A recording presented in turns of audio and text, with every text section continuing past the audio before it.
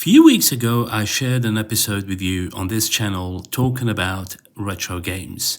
I hardly spoke about the PS Vita, and that's simply because I'm always determined to dedicate a whole episode, if not episodes, for one of my all-time favorites, the handheld that to me is very dear and very close. Regardless of the competition it faced, it remained for me as number one handheld ever made. Today, let's talk PS Vita.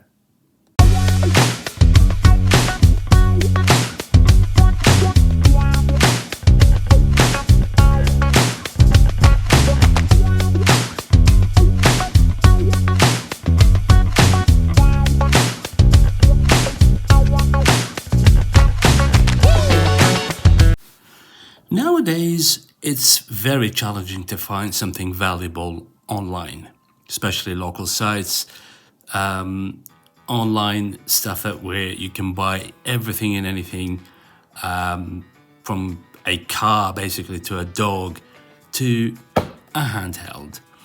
And that was just pure coincidence, pure lucky stroke that I saw this online, contacted the owner immediately. And I said, I'm interested and serious to the point. Luckily, he does not live far away from where I live. I said, I'm prepared to meet now if you like. Fair enough, it was a weekend and fair play to the guy. Said, okay, sure, let's have a talk. So I went there. What he had online is the box shown like this. And basically, price to be discussed, to be negotiated. And that's another sign. Usually, if it's a price that they would think that's within a reasonable range, they wouldn't put something like this. They would just put the price. So the Vita is one of these consoles nowadays. For those who've seen my previous episodes, you know, I live and record from Western Europe. This is what you refer to as the Eurozone. But for the sake of making things easy, €1 is $1 is 1 GBP. You can use these if you're watching from these countries, or use all of these currencies as a point of reference to convert to your own currency wherever you're watching from. So, it got there. Something very, very important to start with. They are extremely difficult to find in Western Europe. You can find them online, and sometimes people would have price, something starting from $150 to $100 and more. You can also find them in secondhand stores, more and more rare. I mean, I probably could talk about maybe a couple of years back. You would walk into something like something similar to cash converters or a second-hand store that would have a section dedicated to gaming, and maybe you have one or two in a glass cabinet, and they would have a ridiculous price on it. They look clean, but and they would give you probably like a month or something like a couple month guarantee with it. However, prices are just absolutely ridiculous. Now, this is actually not my first Vita. I went to see the guy as agreed. We started talking. He pulled out the box, pulled out the Vita.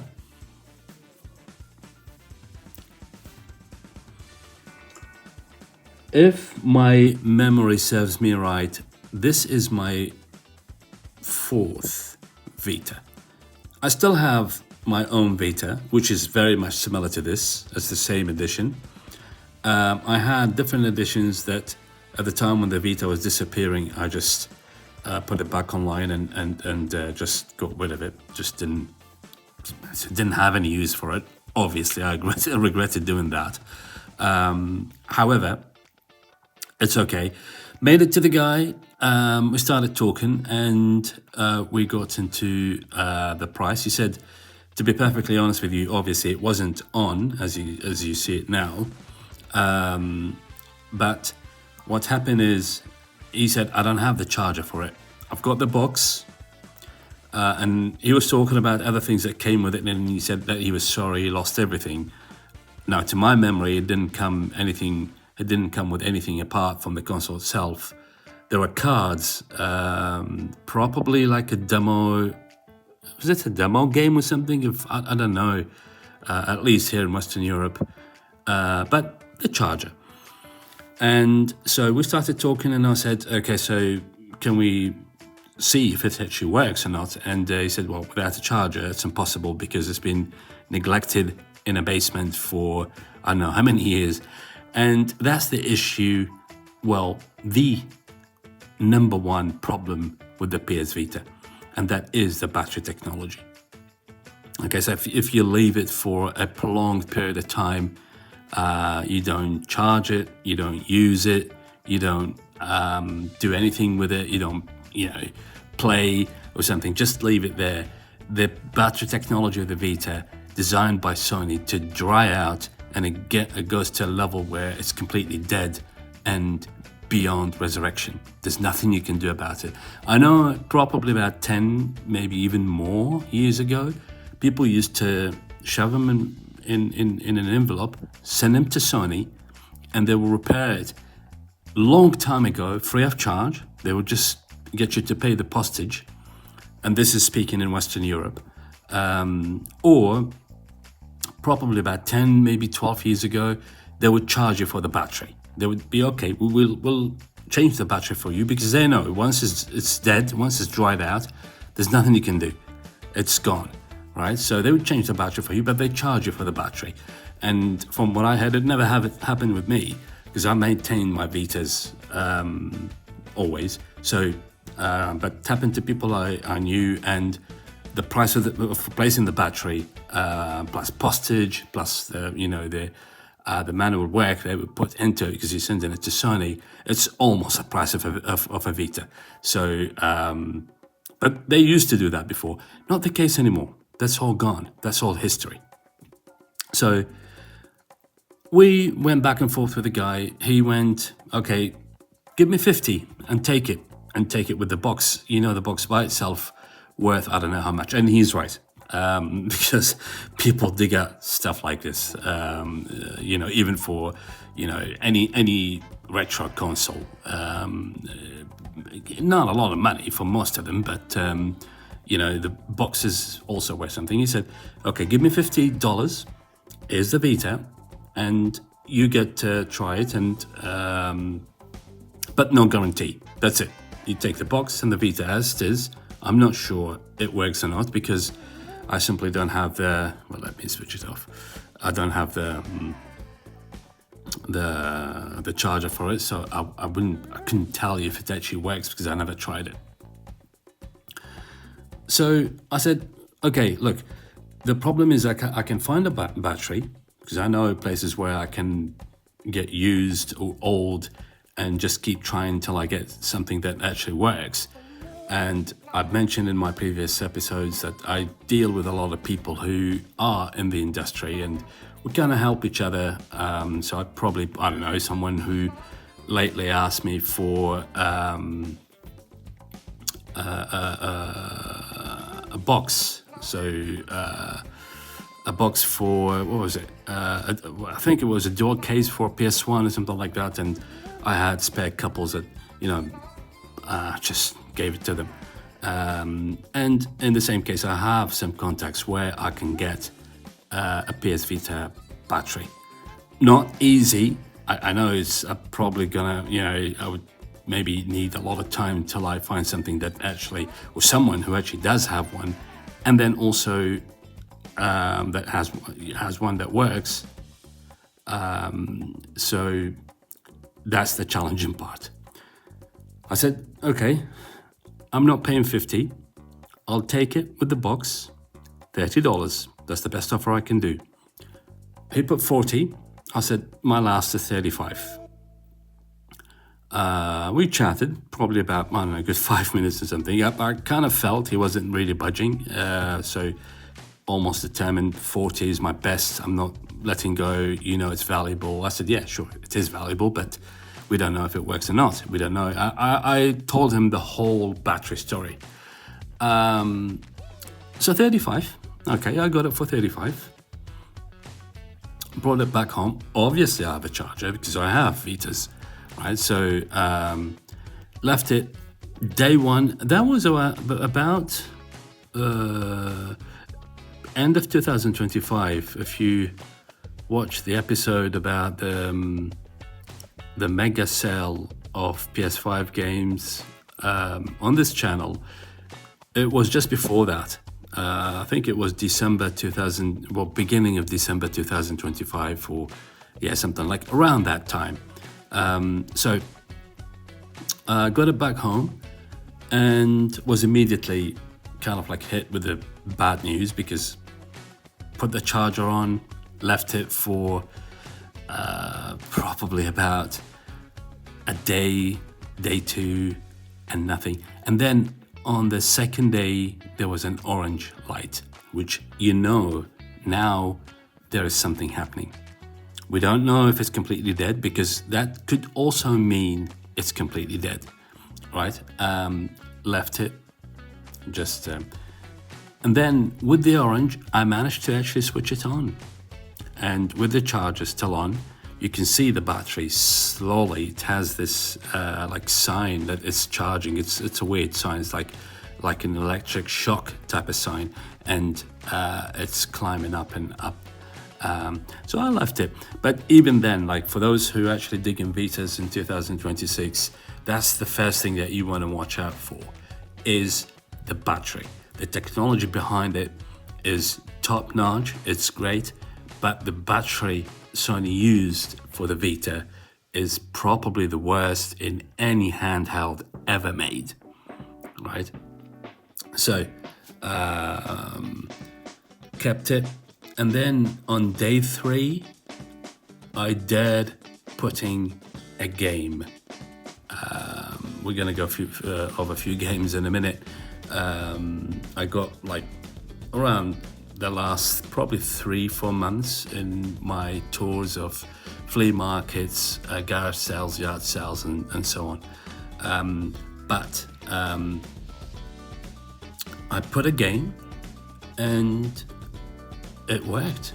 It just downloaded. Obviously, probably he didn't know. There was a memory card, a small memory card. I think it's 8 giga.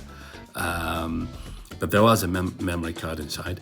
So starting downloading the game, and it started working. And that's another thing, another probably tip for those who are in the look for a Vita in 2026. This is what you want to do.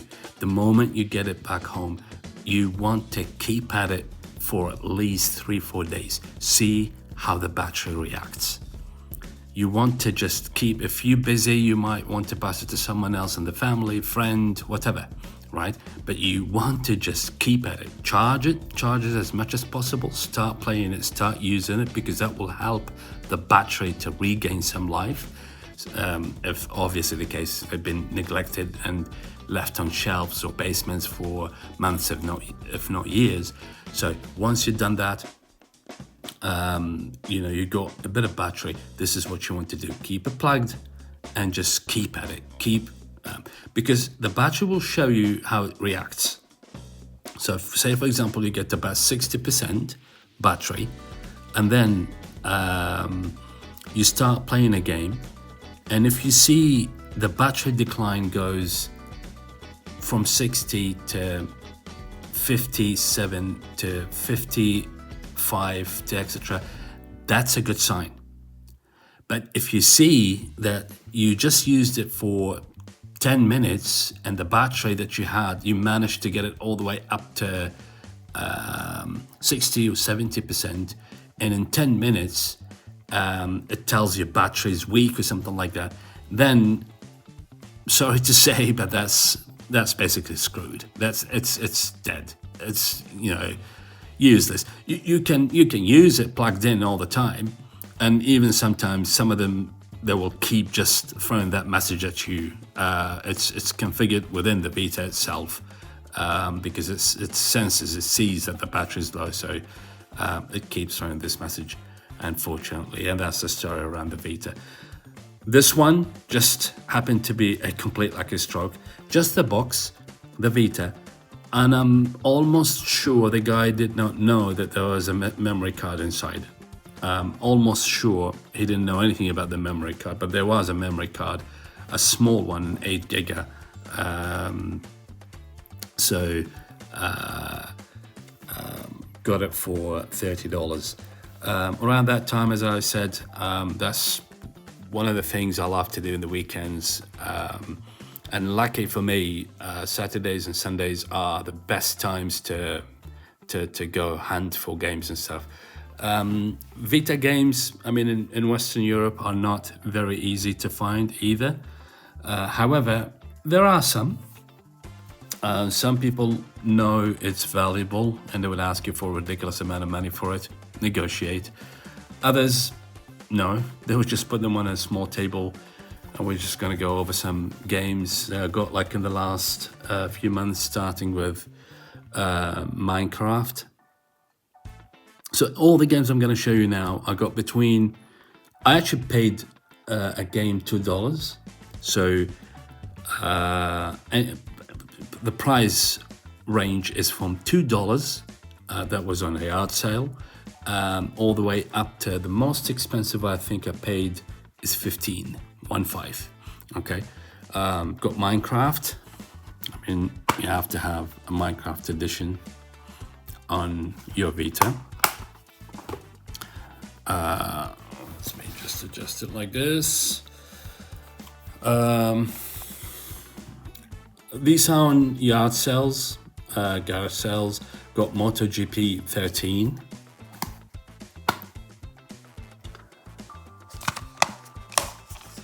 Don't know, like some papers with it.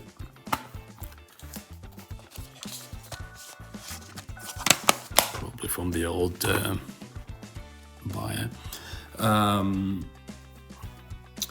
A game that I actually didn't know, although like I have a decent collection of PS Vita games, but I've never seen this before. I don't remember seeing this before. Legends of War. History Legends of War. It looks like a documentary type of game, but one of these rare games that actually come with a manual. But I really don't know anything about this game. I think something like $5 I paid for this. The $2 game, I think it was this one actually. That was $2. Yard sale. Minecraft would have been something like $5. In the previous episode, if you watched my so the retro game, I've got Little Big Planet and Mortal Kombat. Little Big Planet, I think it's my third copy of Little Big Planet on the PS Vita, and I got it for $4.95 or something like that. I think what was it, $5? It's a guy who sold me both of these games. So Little Big Planet and Mortal Kombat. He wanted more, obviously, Mortal Kombat, because he knew it was valuable, but I managed to get it, I think, for $7 or $8 or something like that. And actually, I could not believe it. I found a sealed game of Everybody's Golf. And this is not the most expensive I paid. I think I paid something like $10 for this. That was $10, right? A sealed game of Everybody's Golf. To add to my collection. Sometimes I see games and I'm actually not sure if I have them in the collection. The perfect example is the next one, which is the only Call of Duty that came out on the Vita. So Black Ops Declassified. Didn't realize I actually had it. This is my second copy of it on the PS Vita. Picking up in value for those who, look to invest and probably resell or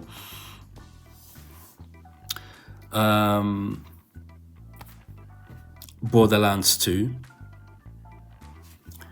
And for a console, I mean, like that small, sure. I mean, I loved everything that I used as like a gaming handheld. The DS, the 3DS, if we talk in like recent history, Stuff before that, of course, we moved on. The PSP, yeah, that was also great.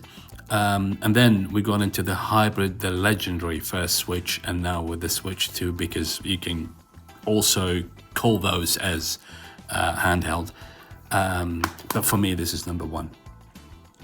It's amazing. It was an amazing console. It had everything. So great power, great processor, great library of games. Very, very easy to use. If you remember, the store at the time was also something that, it was a pleasure to log your Vita, go to the store and check, and there were like a lot of demos, and occasionally they would give you games for free. It was great. So definitely one of my favorite consoles of all time. That's cars that come with Borderlands 2.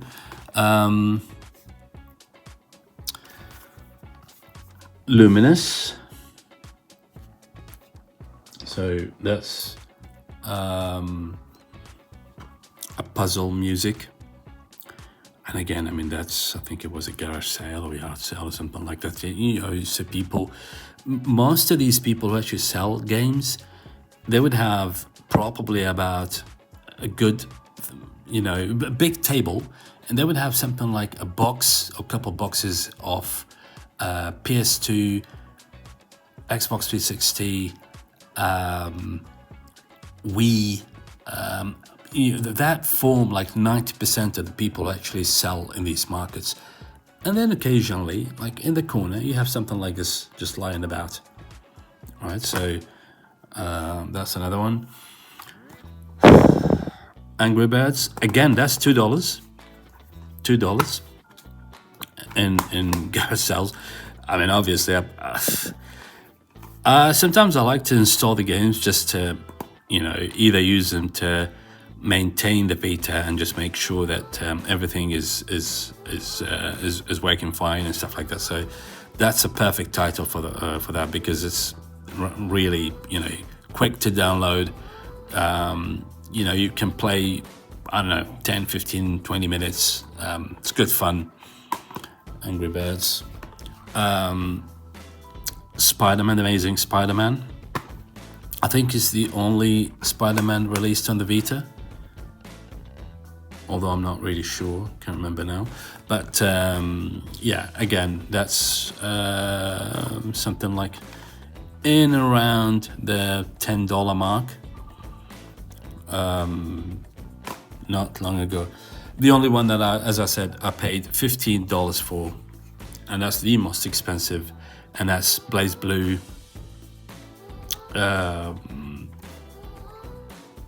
Continuum Shift Extend.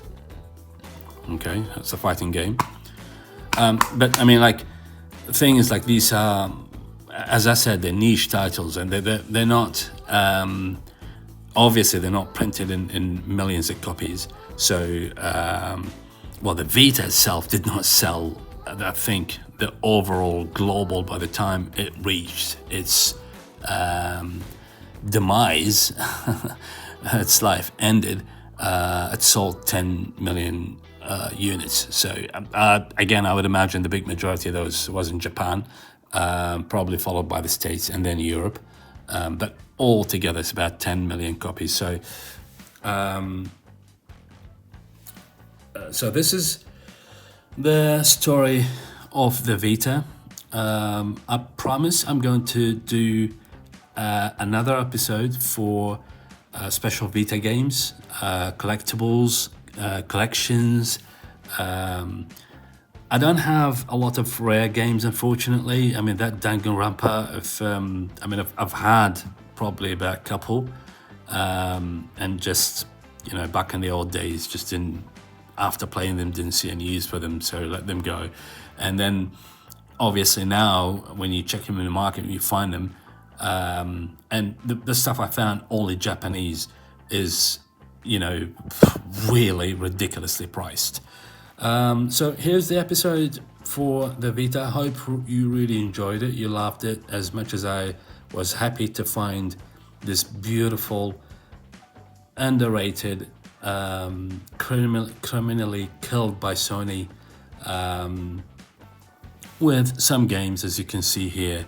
And as I said, I promise I'll make another episode only for games for Vita, games that you should be on the lookout for, because they are rapidly, very, very rapidly going up in value, including some collections, so double packers, three packers and stuff like that. So keep an eye on the channel, and I'm sure you will enjoy the coming episode as much as I'm hoping you enjoyed this one. Thank you very much for passing by. If you like this content, please make sure you subscribe to this channel, hit the notification bell so that you receive everything I release day one. Leave me a comment section, a comment in the section below. Tell me if the Vita is something that interests you. Is it a good value in 2026? Look at the amount of games I actually managed to download on a small memory card. So Vita in 2026. If you're actually asking yourself a question, shall I go for something like this? My answer, if you find it for a good price, the only thing, as I said, your only obstacle, you want to make sure you need a kind of period of time of about 3-4 days, because you want to charge and keep at it, because 3-4 days will give you a solid idea if your Vita works or not. Thank you very much for passing by. Love you all. Thanks for the support and the likes. Waiting for your comments. Please let me know if you want me to do an episode on any platform, and I'll do the best to make it. Have a great one. Look after yourselves. Keep playing games.